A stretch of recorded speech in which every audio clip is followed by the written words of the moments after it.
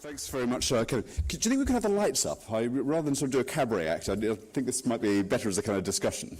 That's fantastic. I mean, one of the nice things about having this portfolio looking after the third sector is that rather than I think the billing I read in one of your earlier pieces of publicity for this, which is that I was going to give an address. I mean, can you imagine someone addressing any part of the third sector? It's so sort of completely inappropriate. So I think it's much better as a discussion.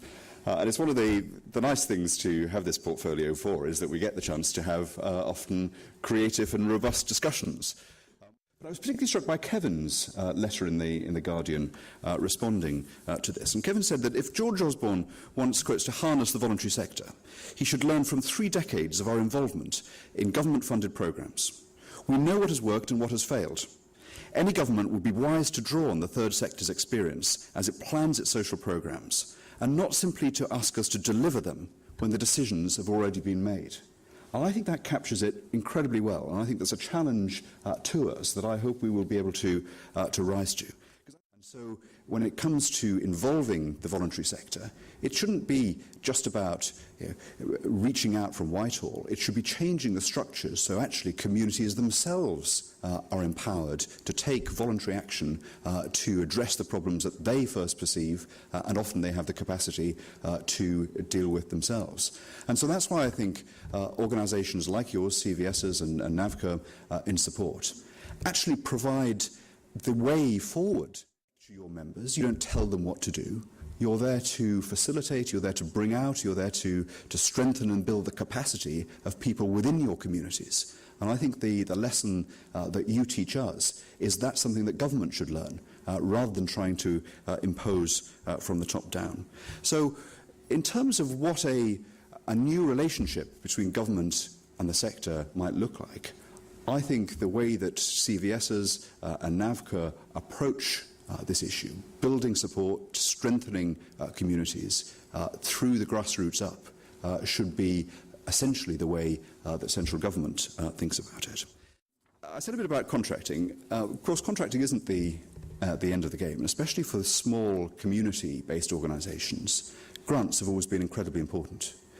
And I think it's unfashionable to say so, but I think grants are really important.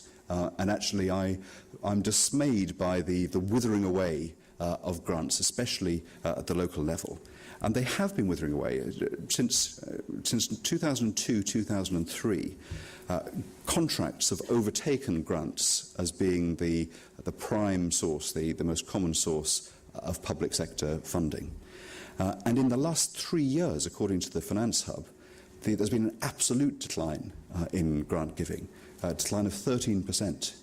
Now, I think that is very regrettable, because I think grants say something about this question of trust and a question of empowerment.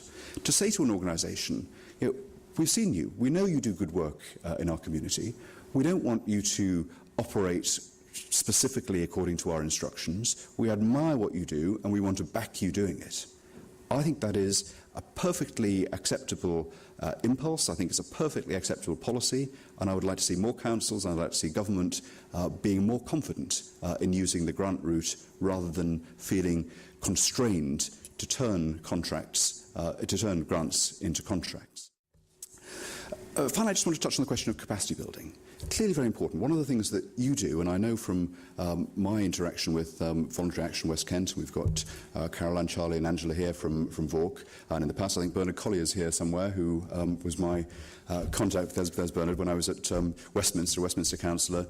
We did fantastic work with Bernard in Voluntary Action Westminster, and I know how important CVSs like VORC and VAW are to building up not just the capacity, but also the confidence of a lot of organisations within our communities. So I think it's absolutely crucial that they benefit from that support. I hope that one of the things that you will do in responding to our consultation document is to say how best we should get capacity building delivered, especially to the communities that you are immersed in. Should the funding come from national and local levels direct to those organisations to empower them to use your services?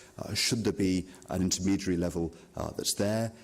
Is the way that it works at the moment more or less right, or do we need a shake-up in that? I think we need to have that discussion and debate.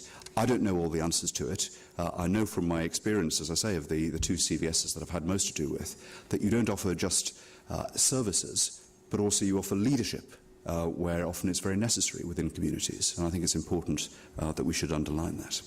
So they are some remarks really just to introduce you to our Green Paper and some of our thinking in it. But I really do encourage you, whether today we'll have an opportunity for a few questions, but over the next few months, to respond, whether in writing, by email, come and invite me and my team round to talk to you, to discuss in more detail some of the issues. I've done this job for about 18 months now, but I'm very conscious that if just in this room, the years of experience here are always going to be far greater than I could even aspire to. So I'm not an expert in these subjects, but I think I'm lucky in knowing where the experts are, and I think I'm looking at them today. So thank you very much, Kevin, for inviting me, and thanks very much for your attention this morning.